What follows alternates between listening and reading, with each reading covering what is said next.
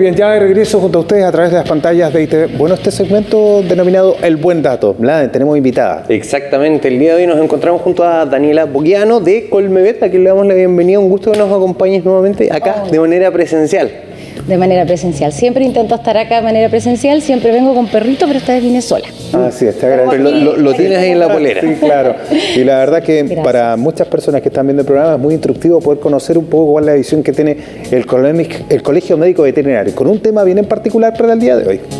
Exacto. Queríamos conversar un poquito sobre cómo prevenir problemas de conducta destructivos, o perritos que se portan mal, o gatitos que se portan mal.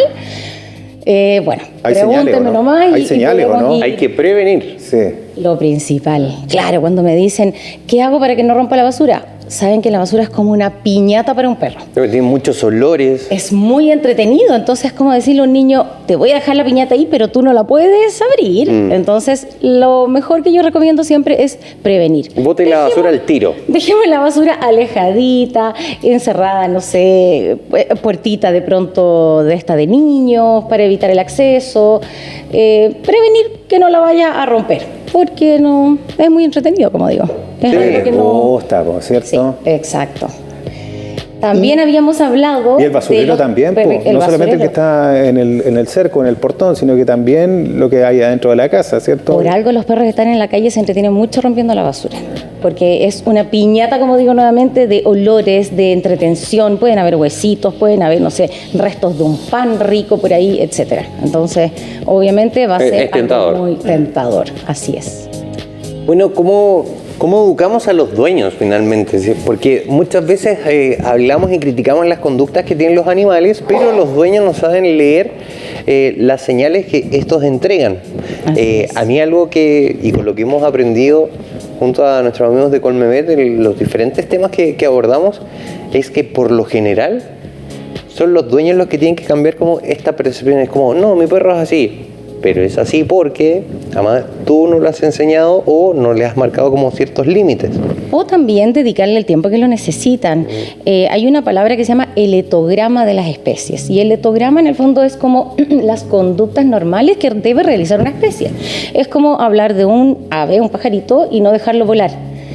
O tener un gatito y no dejarlo rajuñar. En el fondo son conductas normales y naturales que debe realizar la especie, en este caso felina o canina, y si no las conocemos vamos a entrar a tener problemas. Además que todo ese a patrones de origen, ¿no? Tiene que ver incluso con la propia genética que tienen los animales y de dónde derivan, sobre todo los perros y los gatos. El instinto animal, exactamente. Ese y que es el litograma. A veces aparece ese llamado de la selva que ellos también, de alguna forma, en su momento igual convivían entre sus propias especies.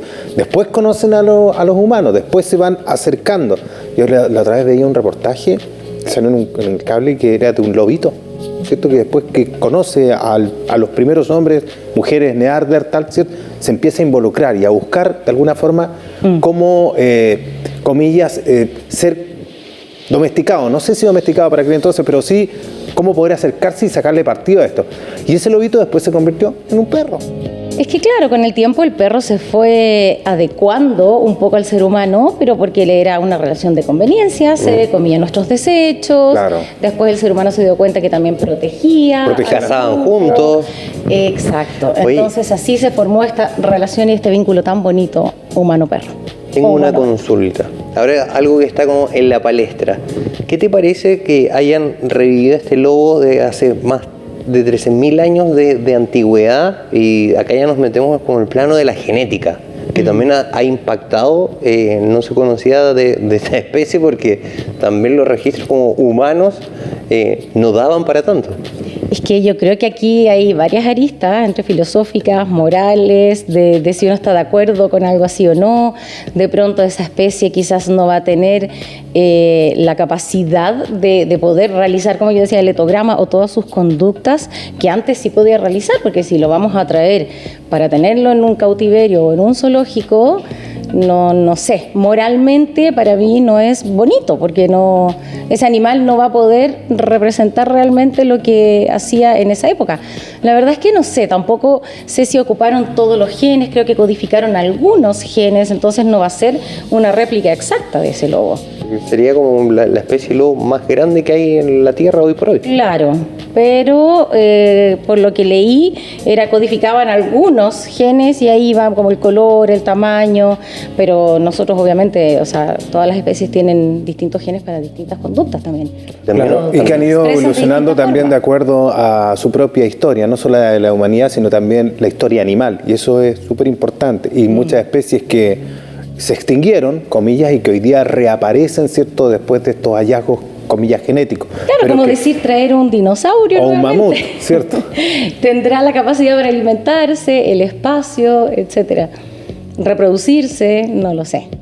Yo creo que da para un buen debate. No, totalmente. Además que ocurre otra cosa que es muy importante. Por ejemplo, en este caso lo hicieron con una perrita, pero no tiene como el ejemplo de su especie.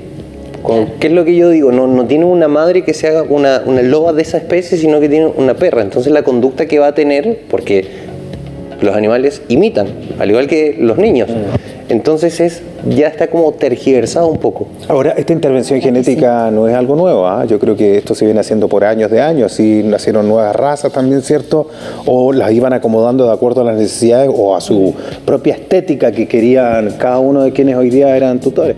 Bueno, claro, las razas caninas y felinas generalmente van haciéndose así, vamos fijando ciertos genes porque nos gustó o la parte física o porque nos gustó ciertas conductas, y hoy en día los llamados braquicéfalos también, que son una raza que se ha ido como deformando por lo mismo, por una visión humana o una visión más que nada estética, O perros que pero nacieron sin para casa primar y- la salud. Claro. Y también Hay que tener cuidado ahí. dentro de esto hay muchas como, no sé si decir como especies de perros, porque todos vienen como del lobo gris y que han ido como mutando o los han hecho mutar a lo largo del tiempo, pero también todo esto, estas diferentes como razas de perro, cada uno tiene como ciertas enfermedades particulares, que también es producto de lo mismo, del trabajo con la genética que se ha hecho con ellos, o el de esta suerte como selección natural.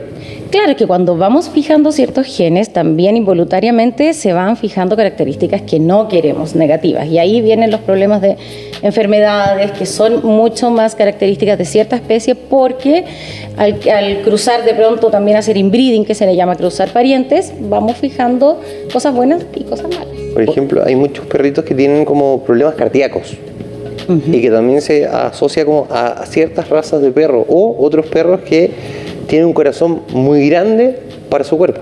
Mayormente, claro, puede ser hereditario o característica de la raza, y eso obviamente se va, cuando uno encuentra un ejemplar así, lo principal es operarlo y no cruzarlo, porque si es hereditario se lo vamos a pasar a las siguientes generaciones, y es lo que no queremos. Bien, Al yo voy igual a que con actuar la cadera, sí, voy a actuar en defensa de los gatos también, ¿ah? Porque Sí, hablemos de ellos. Por lo Sí. general siempre hablamos de los perros, pero para mí el gato es un ser tan inteligente, tan especial, independiente, que ha logrado además sobrevivir, muchos de ellos, ¿cierto? A pesar de las condiciones ambientales, están ahí, pues, siempre de forma estoica, y de los que menos se habla. Y fíjate que le preguntaron a la inteligencia artificial cuál era en este caso el compañero ideal de vida para un ser humano, y no era el perro, era el gato. Ya, pero vamos a la señal. ¿Ah? De hecho, si uno se mete a Instagram o Facebook, la mayoría de reel como tiernos y el que la gente visita y que le gusta mirar es de gatos. Y los stickers son de gatos. Y todo, exacto, ¿sí o no? sí. Ya, vamos a ver unas formas de comunicación, que eran los etogramas de los cuales nos hablabas tú. Aquí tenemos una planilla de imágenes que hablan acerca de señales que nos entregan nuestros amigos y que están ahí a la vista, y que uno a veces no entiende qué es lo que nos quieren decir. Es que eso es muy importante. Siempre digo, cuando uno va a vivir con alguien de otra especie, o sea, un individuo de otra especie, por ejemplo, o un gato o un perro, es importante conocer su lenguaje. Si vamos a traer un perro a la casa, imagínate, una especie totalmente distinta a la que nosotros nos podemos comunicar entre nosotros, hablar con las personas de nuestra familia, que el abuelito, el hijo, el hermano, etcétera. Pero si tenemos un perro, muchas veces no conocemos ni siquiera lo más mínimo de qué nos están tratando de decir. Y hay bastantes afiches en internet que uno puede encontrar, o información. Este es uno bastante básico, pero la idea es poder entender el lenguaje de ellos y qué nos están diciendo con sus distintas formas de la orejita, los ojos, el cuerpo, la cola, tanto así para el gato como para el perro. Entonces, por eso es importante, y les mostraba un poquito poder buscar estos lenguajes caninos y felinos para poder entenderlos. ¿Qué es lo que nos están diciendo? ¿Qué es lo que nos quieren decir con esta postura? O cuando se están, no sé, el perro de pronto que le queremos dar besos y nos mira así, y con ese ojo de ballena, y uno sigue dándole besos, después se viene la mordida y uno dice, ¿por qué no lo vi venir? Sí, se podría anticipar. Y el perro nos estaba diciendo todo el rato, estoy incómodo, estoy molesto, el gato también, el gato va a morder y uno no lo puede prevenir porque en el fondo no le estás conociendo el lenguaje. Y por eso uno siempre menciona que en cualquier tipo de relación la comunicación es algo fundamental. Por eso hay que entender estas señales de, en este caso con las mascotas, de su lenguaje no verbal. Y habla todo, no solamente la mirada, sino que también tiene que ver con sus movimientos propios, tanto de la colita, ¿cierto? Cuando levanta las patitas y todas cositas que uno va asimilando y va entendiendo de forma tierna también cómo es su forma, porque no pueden hablar, pero hay algunos que dicen, le falta hablar. Pero hablan corporalmente, Claro. así hablan, de hecho así nos van comunicando muchas cosas. Hay señales de ladridos también, ¿cierto? De acuerdo a Las sus propias emociones. vocalizaciones, Sí. exacto. Bueno, el gato vocaliza mucho más con el humano porque entre ellos no vocalizan tanto. Claro. Aprendieron a vocalizar para comunicarse con nosotros porque uno le habla y el gatito te habla de vuelta. Y los ronroneos ¿Cómo también. estás, mi amor? Sí, claro. Miau. Claro, los ronroneos también son otra cosa, ¿cierto? Son una forma muy tierna que tienen de comunicarse los gatos. Oye, hay algo del lenguaje no verbal. Yo no sé si ustedes ubican, pero hay un como Instagramer que se ha dedicado a lo largo del tiempo a aprender diferentes idiomas, ¿ya? De diferentes países, de diferentes lugares. Y el último desafío que tuvo, o lo que estuvo trabajando, fue en comunicarse con chimpancés. Y de verdad, yo no sé si esto será efectivo o no, pero él se enfocó en el lenguaje no verbal y decía que para poder entender como un lenguaje también tenías que entender la sociedad que tienen, porque hay animalitos que son solitarios y otros que viven en sociedad y que también esa sociedad tiene ciertas reglas.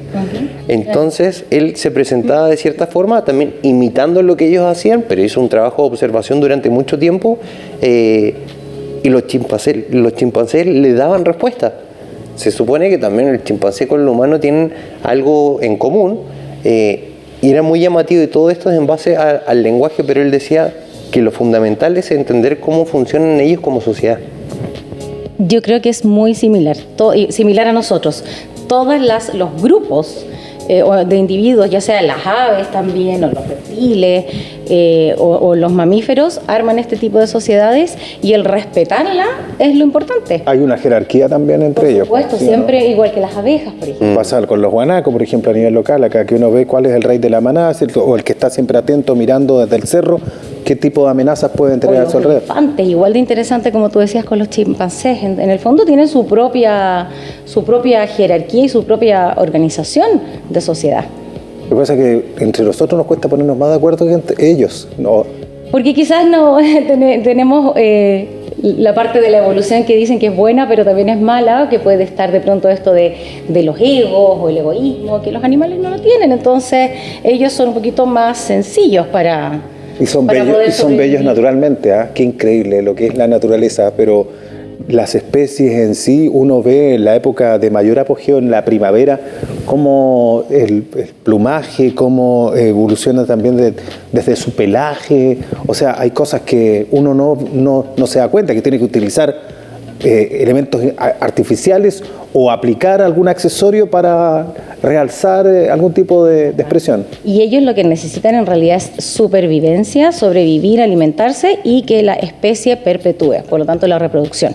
Entonces, principalmente el objetivo de los animales es eso, es alimentarse, sobrevivir y reproducirse. ¿Y cómo hablan, por ejemplo, entre ellos, al margen de estas señales que veíamos recién de estas etografías? ¿Cómo también la utilizan para comunicarse entre especies o no? Sí, por supuesto. Ya.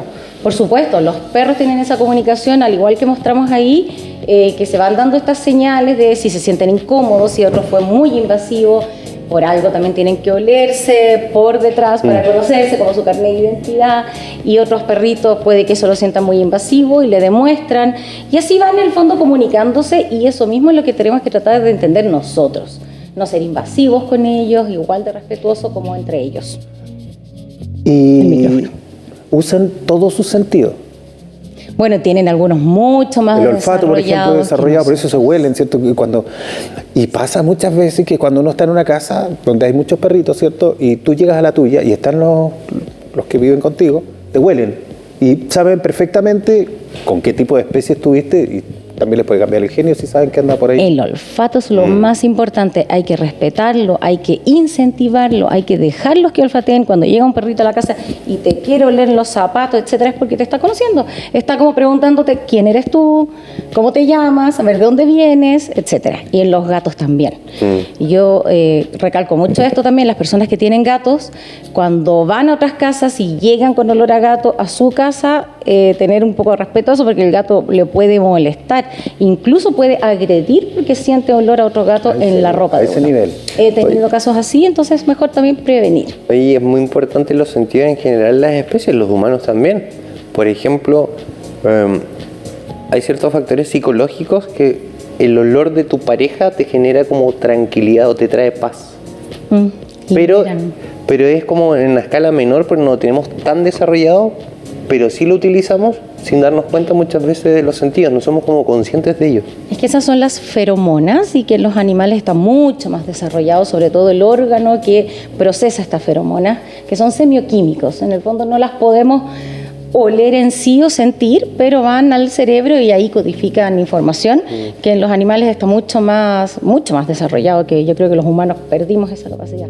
Pero se acentúan en ocasiones que son particularmente especiales y que tienen que ver, por ejemplo, para quienes hemos sido padres y hemos tenido la oportunidad de poder recibir en nuestros brazos a nuestros hijos y sentir ese olorcito de bebé, o sea, es una cosa, es como una predisposición a la naturaleza a reconocer lo que viene de ti también. Poder conocerse, claro. Esto también pasa mucho en las culturas de los humanos.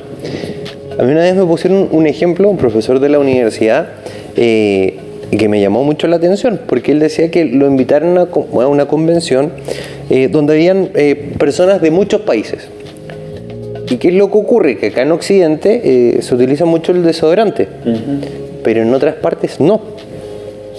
Entonces, en algún momento, una de las congregaciones tenía que compartir con otra y ellos no utilizaban desodorante.